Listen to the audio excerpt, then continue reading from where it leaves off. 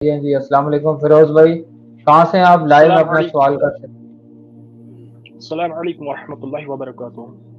جی وعلیکم السلام ورحمۃ اللہ وبرکاتہ۔ جی فیروز بھائی، جی علی بھائی میں کشمیر سے بول رہا ہوں، انڈیا والے کشمیر سے۔ جی جی جی جی علی بھائی، میرا سوال ہے کہ یہاں کشمیر میں انکلوڈنگ میرے گاؤں بھی، ہمارے کشمیر میں ایک بدعت سالوں سے چلی آ رہی ہے کہ فرض نماز کے بعد یہاں پہ ذکر و اذکار بہت زور سے کرتے ہیں۔ حالانکہ جو پڑھتے ہیں تو اس میں وہ ذکر والے الفاظ ہیں، مگر وہ یوز تو بدعت نہیں کرتے ہیں۔ اور کئی مسجدوں میں تو اسپیکر پہ پڑھی جاتے ہیں 5 نمازوں میں یہ ذکر لا اذکار الہ بہت الا زور اللہ سے۔ پڑھتے ہیں؟ جی نہیں، وہ سبحان اللہ الحمدللہ آیت الکرسی وغیرہ، وہ اس میں وہ کچھ درود بھی پڑھتے ہیں، بہت زور سے پڑھتے ہیں، نہیں، اتنے زور سے کون پڑھتے ہیں پڑھتا کہ ہے؟ امام مسجد پڑھتا ہے اونچی آواز میں یا مقتدی بھی ساتھ اونچی آواز میں امام پڑھتے ہیں؟ مسجد بھی اور مقتدی بھی، سارے کشمیر میں یہ بدعت پھیلی ہوئی ہے یہاں پہ۔ اور کئی بریلویوں کی مسجدوں میں تو مسجد میں یا اسپیکر، دیوبند کی مسجد میں؟ سب مسجدوں میں، بس اہل حدیث کی مسجد کو چھوڑ کے۔ اچھا، تو آپ میرا یہی سوال ہے کہ آپ ہمارے عوام کو، خاص کر کشمیر کے عوام کو واضح نصیحت فرمائے قرآن اور صحیح حدیث کو لے کر جی یہ تو کہ ان دیکھیں، بدعتوں سے۔ سب سے پہلی جی میں آپ کو بتاؤں، پہلی تو بات یہ ہے کہ میں نے اس کے اوپر تفصیلی ویڈیو ریکارڈ کروائی بھی ہے،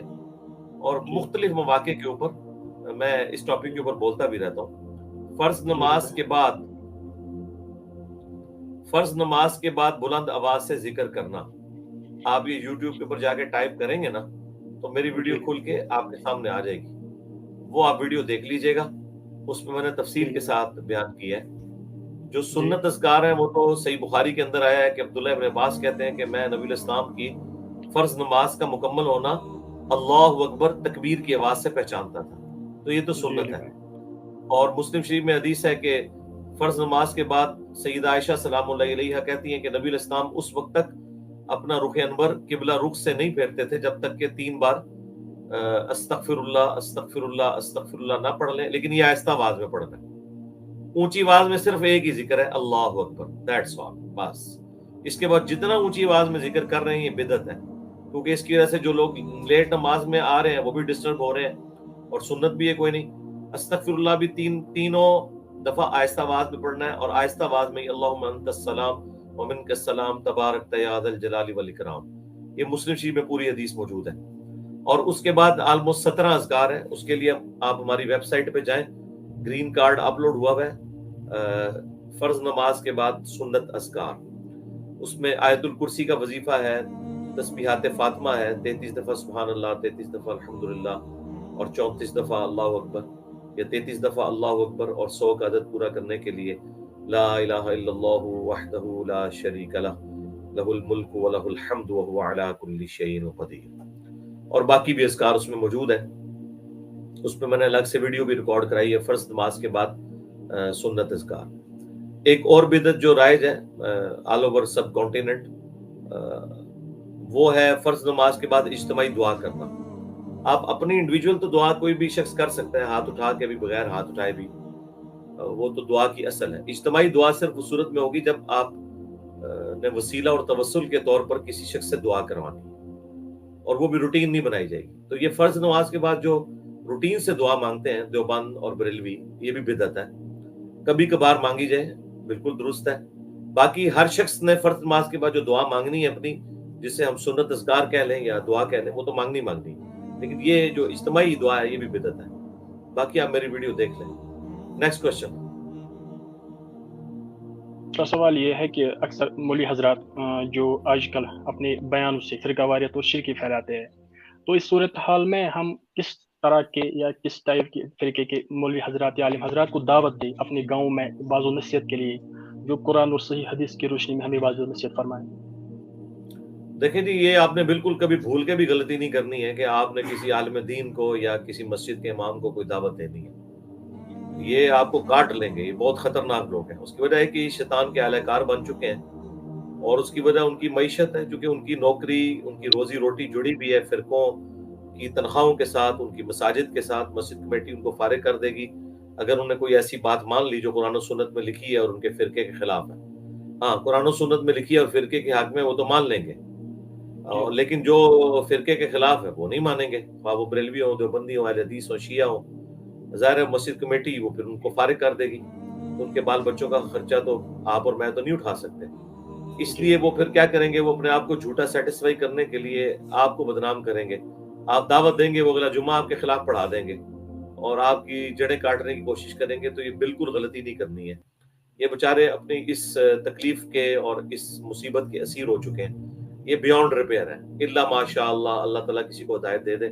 پر آپ بالکل اس قسم کی کوشش نہ کریں کیونکہ اس سے دعوت کو نقصان ہوتا ہے، یہ دشمن بن جاتے ہیں اور باقیوں کے لیے بھی ایک دروازہ بند کر دیتے ہیں۔ اس کا طریقہ یہ کہ آپ نے عوام الناس میں محنت کرنی ہے، وہ بھی ان کے سامنے نہیں کرنی، اپنے وہ دوست احباب جو آپ پر اعتماد کرتے ہیں ان کو آپ گھر پہ چائے پہ بلا لیں، کبھی کسی اور فنکشن کے اوپر بلا لیں اور آرام سے بیٹھ کے ان کے سامنے مقدمہ رکھیں، اور مقدمہ رکھنے کا بڑا آسان طریقہ ہے، وہ میری جو مجلس 100 کے پہلے 50 منٹ ہیں کتابوں کا خدا ورسز بابوں کا خدا، وہ نے کہ یار 50 منٹ سٹاپ واچ آن کر کے اپنے موبائل کو اس وقت بند کر دو اور یہ 50 منٹ سنو یہ بندہ کیا کہہ رہا ہے، اور اس کے بعد تم نے فیصلہ کرنا ہے۔ تو انشاءاللہ تعالی اگر اس میں حق قبول کرنے کے رائی کے دانے کے برابر بھی کوئی مادہ موجود ہوا نا تو وہ قبول کر لے گا، یا کم از کم آپ کی مخالفت سے پیچھے ہٹ جائے گا، اسے پتہ چل جائے گا یار یہ بندہ بات ٹھیک کر رہا ہے لیکن میں معاشرے کا مقابلہ نہیں کر سکتا، لہٰذا میں اس طرح ساتھ نہیں چل سکتا۔ تو اس طرح سینہ بسینہ ایک ایک کر کے دعوت کرنی ہے،